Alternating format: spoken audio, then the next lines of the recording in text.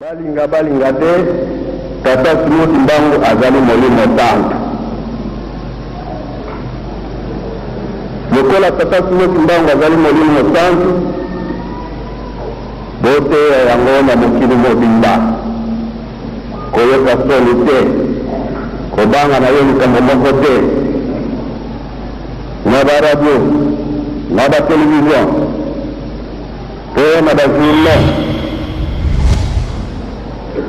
Toyoki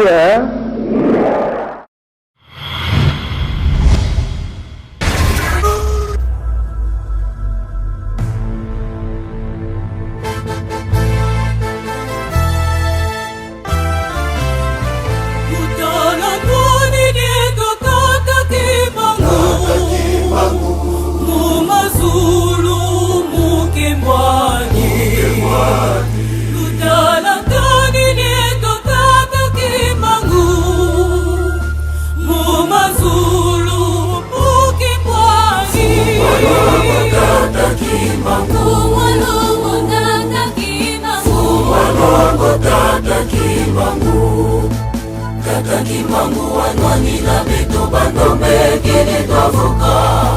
Tata Kimangu wanwani na beto bandombe kini twavuka. Fumwa longo Tata Kimangu, fumwa longo Tata Kimangu, fumwa longo Tata Kimangu. Tata Kimangu wanwani na beto bandombe kini twavuka. Tata Kimangu wanwani na beto bandombe kini twavuka. Bisyo yebi mina yebalebi na yebikondo Moindo songela nzamba baindo Tata Kimangu pardon. Mokonja mule Tata Kimangu, mwalongo Tata Kimangu, mokonja mule Tata Kimangu. Tata Kimangu abundela miso baindo potobika. Tata Kimangu abundela miso baindo potobika. Potobika mokonja mule Tata Kimangu, mwalongo Tata Kimangu, mokonja mule Tata Kimangu. Tata Kimangu abundela miso baindo potobika. Tata Kimangu abundela miso baindo potobika. Nasha pembe lamba ya mwindo ekolongwa sena langa mwindo pona lobiko ya moto mwindo zamba tinda Tata Kimangu l'incarnation du Saint-Esprit. Tata Kimangu le sauveur ya baindo.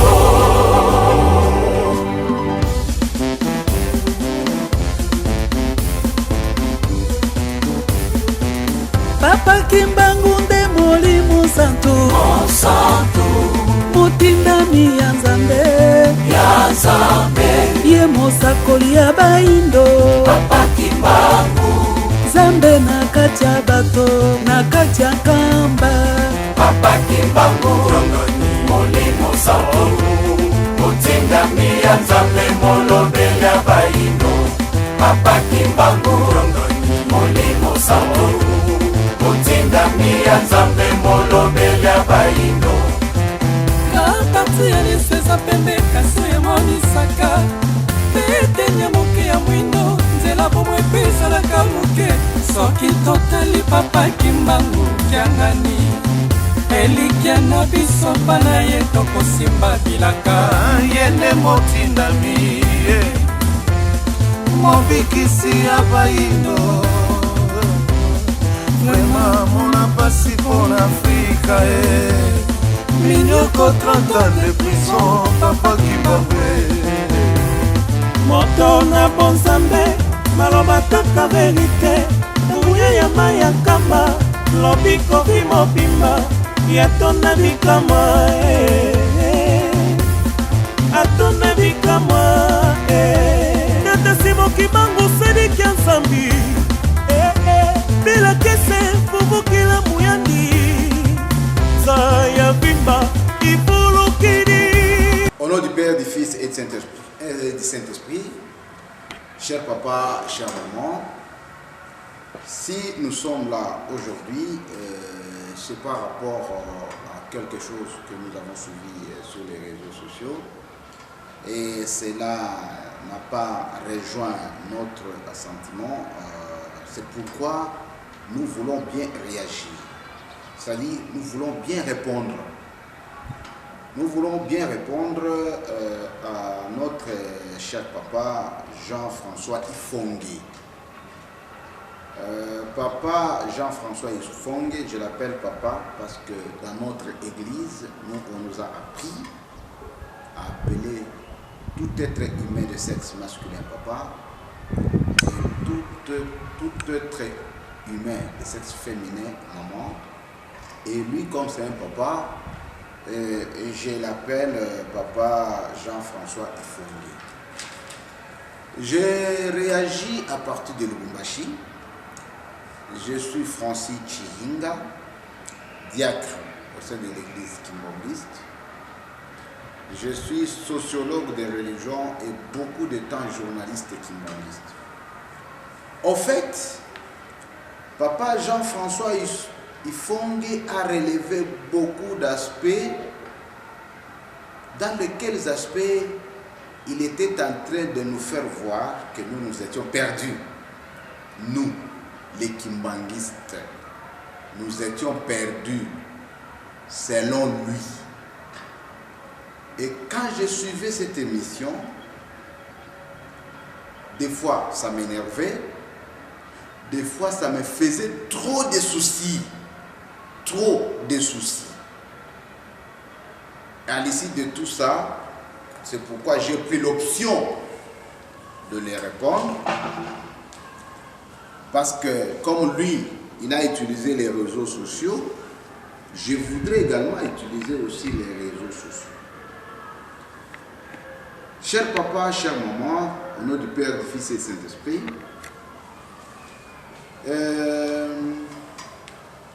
quand on ne connaît pas bien le kimbanguisme, il faut s'approcher. Ne pas le regarder à distance, mais faire ce qu'on appelle en sciences sociales l'observation participation. Vous vous approchez des kimbanguistes, peut-être à ce niveau-là, vous allez comprendre si réellement nous sommes vraiment en erreur. Mais de toutes les observations faites, je me dis, moi, je me dis que nous ne sommes jamais en erreur, nous, les kimbanguistes. Au contraire, ce sont les autres qui nous observent qui sont en retard. C'est vrai.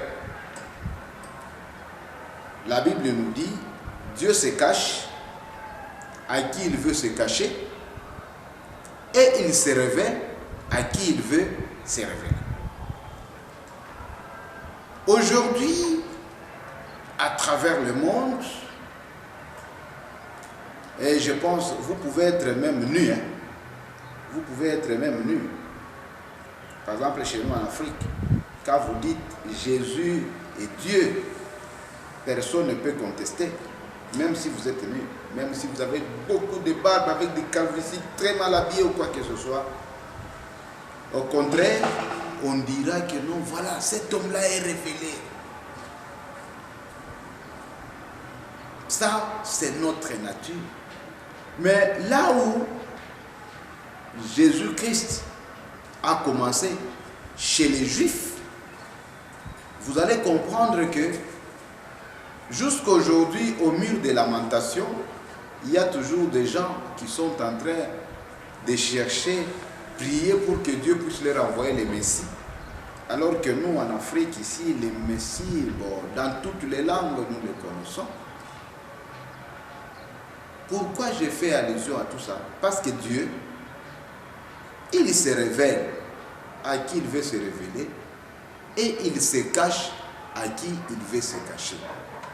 Si Papa Simon Kimbangu, Dieu, le Saint-Esprit, je le dis à haute voix et je vous regarde dans les yeux, si Papa Simon Kimbangu, Dieu le Saint-Esprit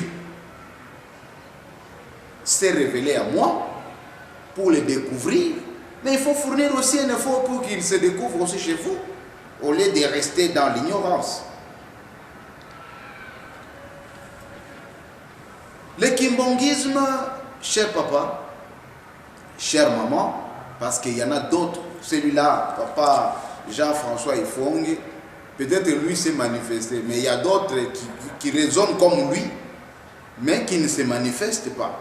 À travers cette émission, ils vont profiter de l'occasion aussi pour apprendre. En tant que chercheur,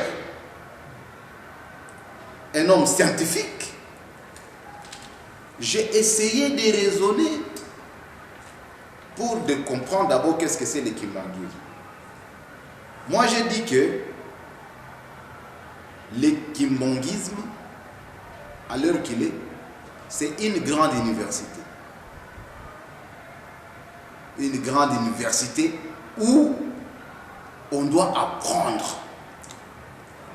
Parce qu'il y a des choses que nous voyons qu'on n'arrive pas à comprendre. Même quand on prend la Bible, tout se trouve dans la Bible, mais quand nous lisons la Bible telle que nous la lisons, on n'arrive pas à comprendre. Et c'est là où se trouve le secret de Dieu. Il se révèle à qui il veut se révéler et il se cache à qui il veut se cacher. Alors quand vous allez à l'université, vous devez être étudiant pour connaître. Donc le kimbongisme, c'est une université. Vous allez vous rappeler que l'Afrique, on l'a toujours dit, l'Afrique a la forme est le berceau de l'humanité, comme on dit. L'Afrique est le berceau de l'humanité selon Cheikh Anta Diop. Et Frantz Fanon, quant à lui, dira que l'Afrique avait la forme d'un revolver dont la gâchette se trouverait au Congo. L'Afrique a la forme d'un revolver dont la gâchette se trouve au Congo. Mais nous avons approfondi les recherches, les études pour dire cette gâchette-là, elle est économique, elle est politique, elle est religieuse, elle est sociale. En d'autres termes, qu'est-ce que nous voulons dire? C'est par le Congo qu'on doit repartir, tant sur le plan économique, sur le plan politique, sur le plan religieux, pourquoi pas sur le plan spirituel. Lorsque nous disons que sur le plan spirituel, c'est au Congo où se trouve la gâchette, c'est dire que c'est à partir du Congo qu'on va maintenant apprendre le monde. Qu'est-ce qui cadre avec la dimension spirituelle? Comment nous devons repartir sur le plan politique? Comment nous devons repartir sur le plan économique? Parce que Papa Simon Kimbangu, Dieu le Saint-Esprit, il est venu avec 3 pouvoirs. Il est venu avec 3 pouvoirs. Pouvoir scientifique, spirituel et matériel. Politique, on peut dire. C'est la mission comme Jésus-Christ. Il est venu avec ces mêmes missions. C'est comme ça aujourd'hui. Mon frère, ma soeur, cher papa, chère maman. Quand vous allez regarder la plupart des savants du monde, pourquoi ils ne doivent être seulement que des juifs? Pourquoi? Pourquoi l'armée la plus forte du monde ne doit être seulement que l'armée juive? Pourquoi? Mais tout ça, ce sont des éléments. Pourquoi la plupart des savants sont des juifs? C'est dire que tout le monde ici n'est pas intelligent. Parce que Jésus est venu avec cette mission-là, de 3 pouvoirs. De même, en Afrique et au monde pour cette 4e génération. Pour cette 4e génération, la gâchette de toutes ces dimensions-là, politique, économique, culturelle, spirituelle, religieuse, c'est au Congo.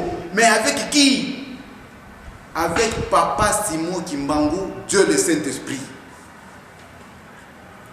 La Bible nous dit, là je pense c'est en Luc, en Luc 12, versets 8 à 12, Luc 12, 8 à 12, même en Matthieu 12, 31, 33, il est dit ceci. Lancez les propos injurieux à Dieu le Père, vous serez pardonné. Lancez les propos injurieux à Dieu le Fils, vous serez pardonné. Lancez les propos injurieux à Dieu le Saint-Esprit. Je répète bien, lancez les propos injurieux à Dieu le Saint-Esprit, vous ne serez jamais pardonné, ici sur terre, tout comme au ciel. Même frère, cher papa, chère maman, vous qui semblez considérer les Kimbanguistes comme des petits fous, des gens qui ne connaissent rien, et que c'est vous qui connaissez, et même lorsque vous connaissez, vous ne vous limitez pas seulement au Kimbangu, mais vous continuez même à lancer, à saboter Simon Kimbangu. Alors parlons en termes de supposition. Si réellement, Papa Simon Kimbangu, c'est bien lui Dieu le Saint-Esprit. Si réellement, je parle en termes de si. Si réellement c'est lui Dieu le Saint-Esprit, quel sera votre sort? Quel sera votre sort? Donc vous voyez déjà comment vous êtes en train de vous écarter de la voie. Ce n'est pas moi qui l'ai dit, mais c'est la Bible.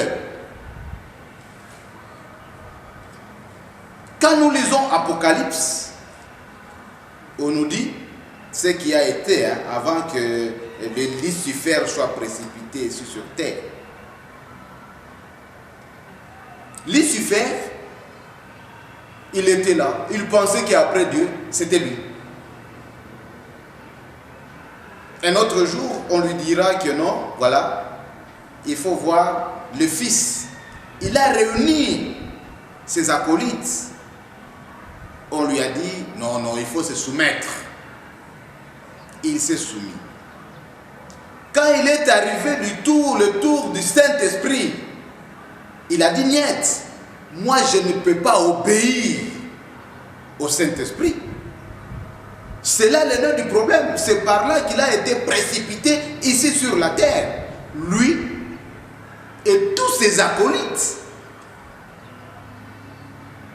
Lui, Lucifer, ceux-là qui étaient derrière lui, ses acolytes, même les maîtres, les gens qui disaient, bon, dans cette histoire, nous, je ne sais pas, ils mettent les mains, parce que, bon, c'est lui qui va remporter. Ils ont été tous précipités sur terre. Et quand ils sont arrivés ici sur terre, il n'y avait personne. Il a assiégé ce monde. Ce n'est pas de la philosophie. Il a assiégé ce monde. C'est comme ça aujourd'hui. La ligne zodiaque va nous témoigner quelque chose pour ceux-là qui sont dans les sciences. Mais non, tous ces gens-là qui vont protester, bon, pas qui vont protester, si au ciel, ils ont protesté contre Dieu le Saint-Esprit, et que maintenant qu'ils sont sur la terre, pensez-vous qu'ils vont accepter Simon Kimbangu, le Saint-Esprit? Et directement, lorsqu'il y a quelqu'un sans aucune recherche, sans aucune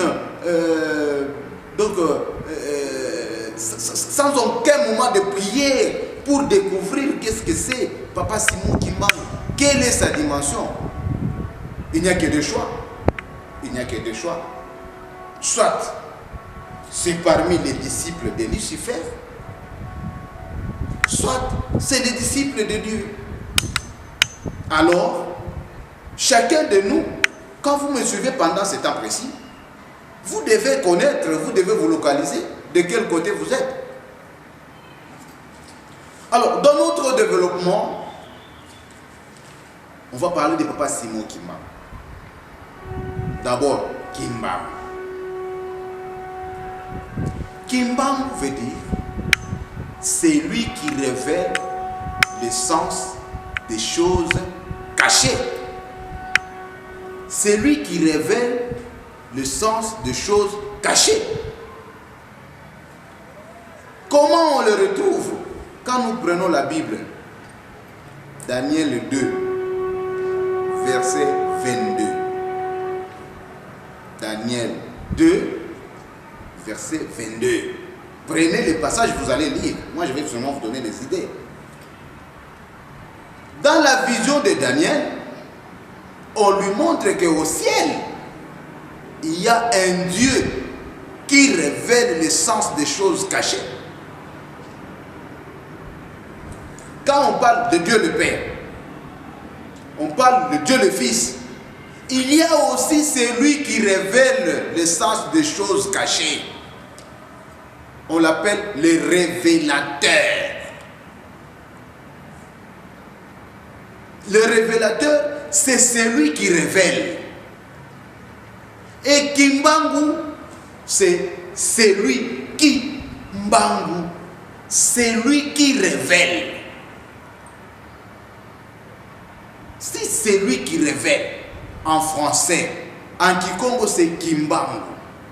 Comment on peut dire qu'il n'est pas dans la Bible ou bien il n'est pas Dieu? Parce que dans Daniel 2, verset 22, on nous dit bien, au ciel, il y a un Dieu qui révèle l'essence des choses cachées. Alors, si nous disons que c'est Kimbangu, pourquoi on doit nous tenir rigueur?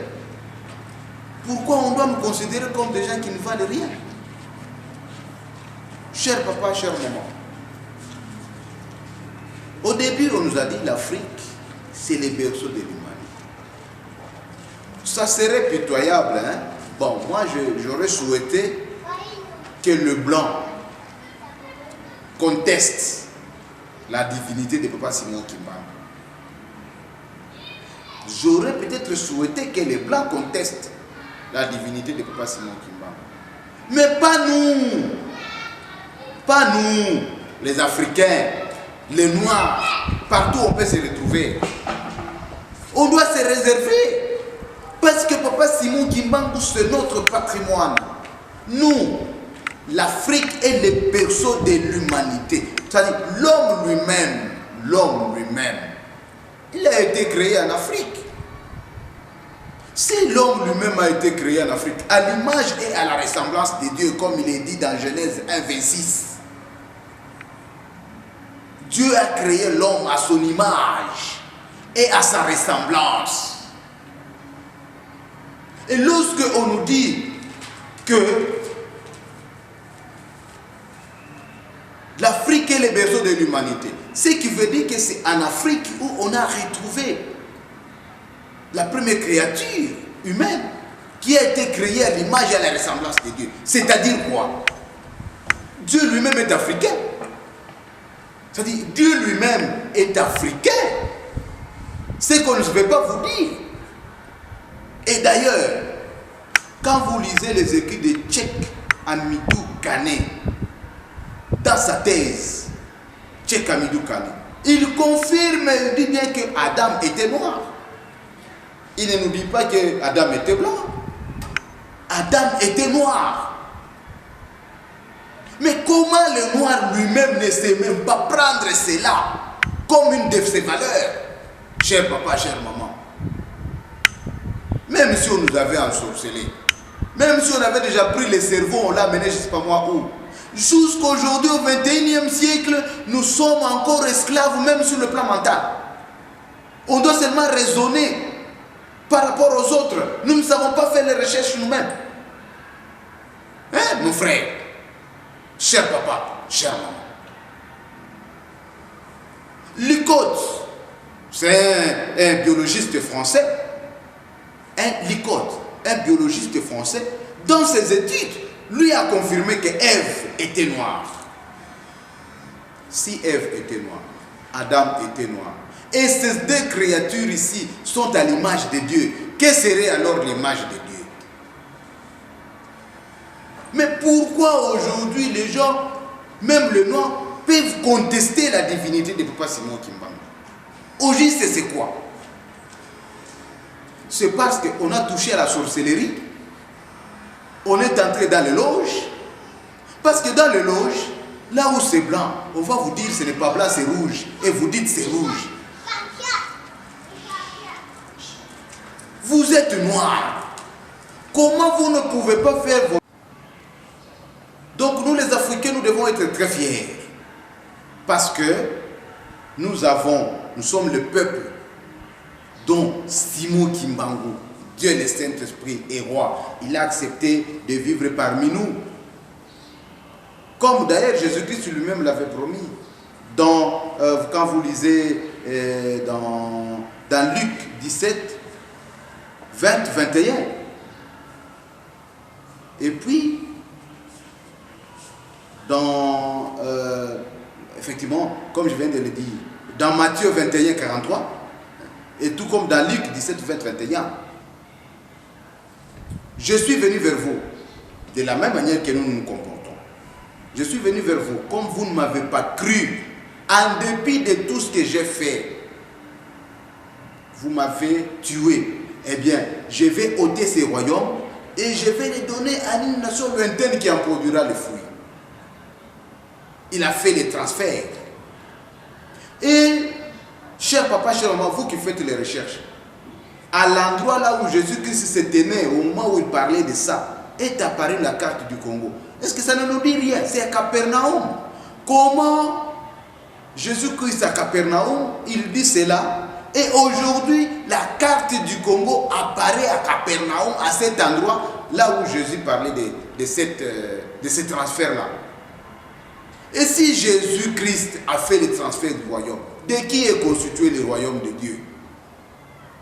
Le royaume de Dieu est constitué de Dieu le Père, Dieu le Fils et Dieu le Saint-Esprit. Et tout ce qui était en Israël, la maison du roi Salomon, l'eau de Siloé, n'est-ce pas? Même la croix de Jésus. Mais tous ces vestiges-là spirituels aujourd'hui, est-ce qu'on les retrouve là-bas? Mais ça se trouve au Congo. Nous les Congolais, au lieu d'en être fiers, avec Papa Simon Kimbangu, mais nous sommes en train de les renégrer. Maintenant, voilà la question.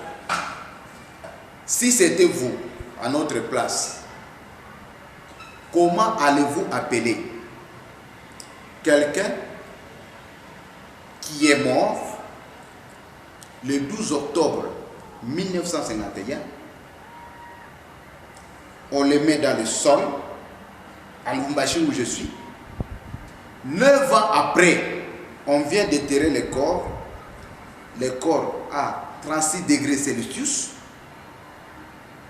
un œil fermé et un œil ouvert. Jusqu'aujourd'hui, les ongles poussent, les cheveux poussent. Si c'était vous à notre place, qu'est-ce que vous diriez de cette personne-là? Qu'est-ce que vous diriez de cette personne-là qui est déjà morte, selon votre entendement? Parce que nous avons toujours entendu même certaines personnes chanter des conneries.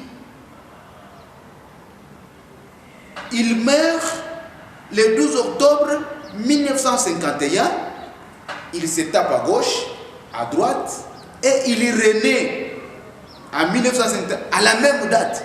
Et quand on fait l'autopsie, on ne retrouve rien dans le ventre.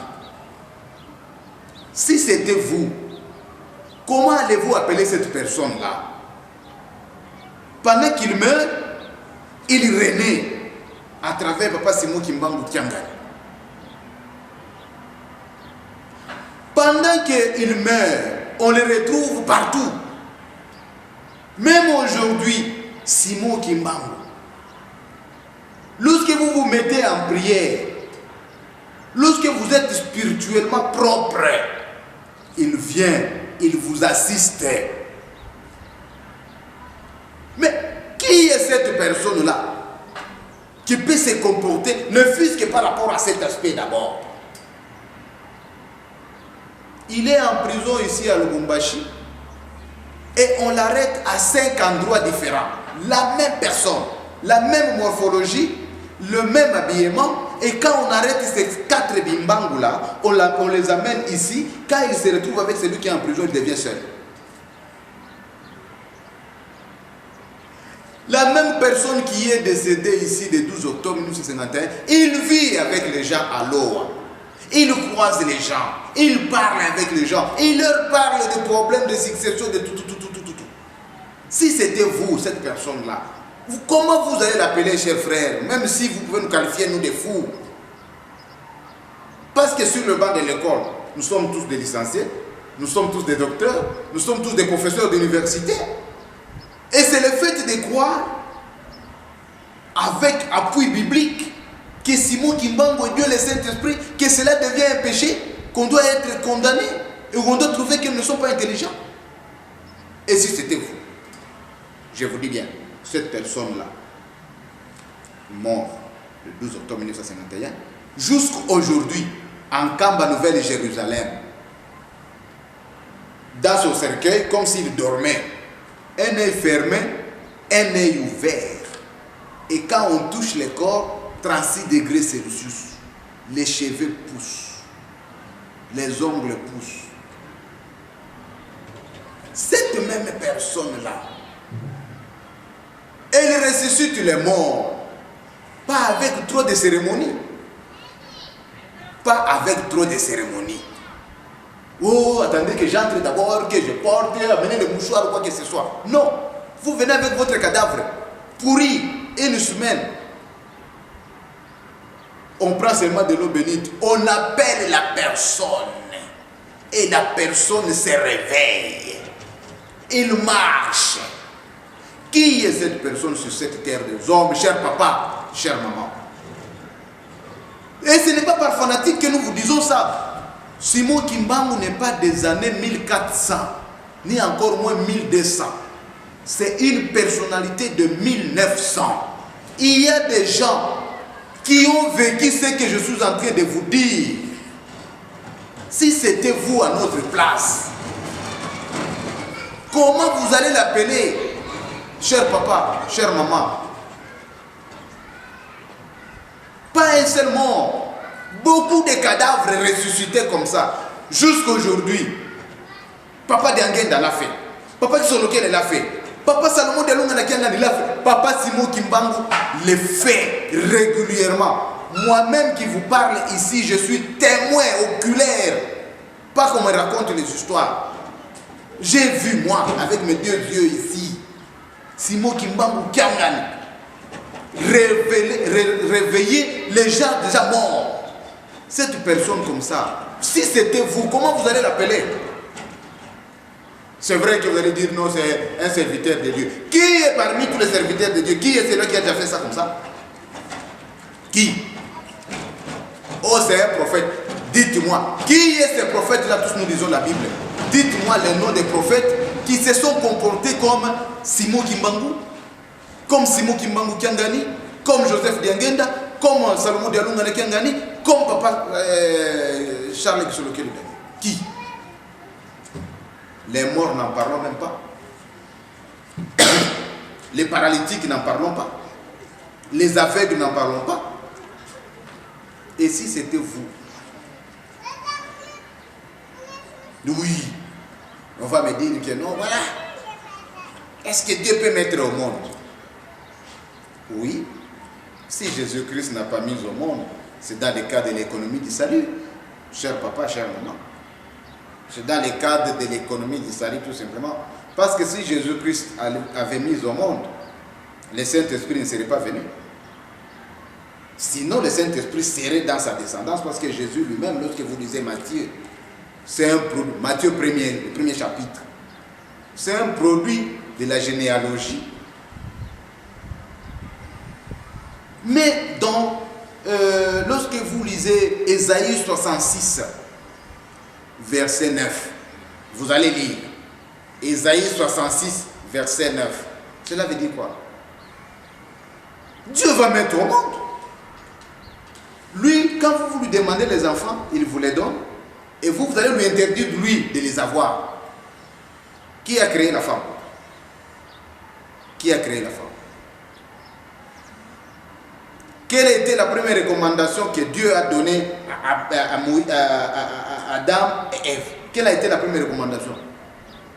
N'est-ce pas d'aller se multiplier comme le sable de la terre? Et lui, il va s'interdire? Mais quand nous lisons Romains 9, 29, si l'Éternel Dieu ne nous eût pas laissé sa progéniture, nous serons comme Sodome et Gomorrhe.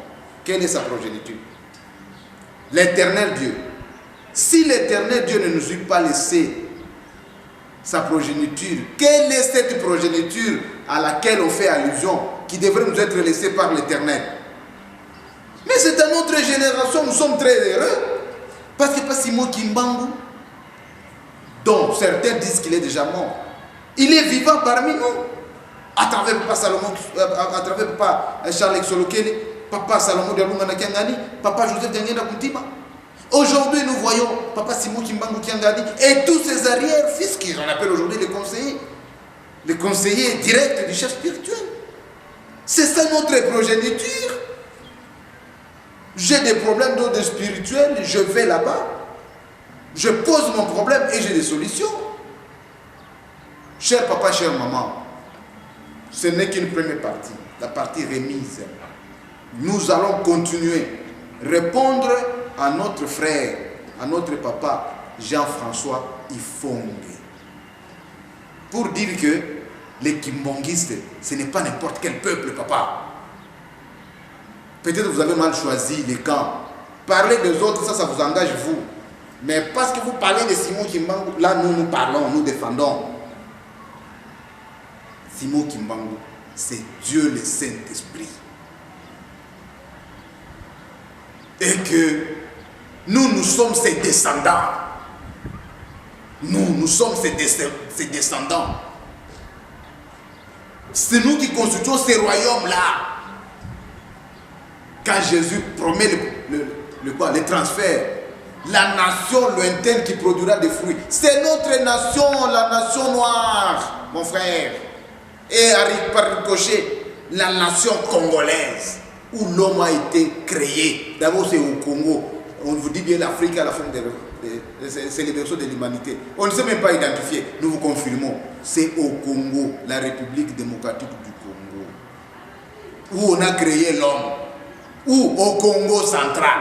Même Lucifer a été précipité ici en Afrique, au Congo-Brazza. C'est là par là qu'il est tombé. Et tout ça, ce sont les fruits de ce que nous apprenons. Pour vous dire que les Kimbongistes n'est pas comme tout le monde. Un peu de respect, peut-être nous allons vous ramener faire des recherches. Pour aujourd'hui, je pense, nous sommes dans l'obligation de nous limiter par là, tout en vous disant qu'avant de critiquer quoi que ce soit, ce n'est pas parler français, ce n'est pas être sur le plateau de blanc, et ce n'est pas s'habiller quoi que ce soit qu'on peut prétendre connaître. La pierre qu'ont rejetée les bâtisseurs, c'est cette pierre-là qui est devenue la pierre angulaire, la race noire, qu'on a négligée partout. C'est elle qui est devenue aujourd'hui la pierre angulaire, l'ancêtre de toutes les races, parce que le blanc, ce sont nos enfants. Donc nous n'avons pas, ils n'ont pas de leçons à nous donner. Si hier ils nous ont donné des leçons sur le plan technique et autres, mais sur le plan spirituel, à l'heure qu'il est, ils n'ont pas de leçons à nous donner au nom du Père, du Fils et du Saint-Esprit. Merci si vous nous avez suivis. C'est grâce au concours technique de Papa Didi Lunyemou, pourquoi pas Papa Mafo, qui sont tous journalistes kimbongistes dans la province du Haut-Katanga, en République démocratique du Congo. Au revoir et à la prochaine.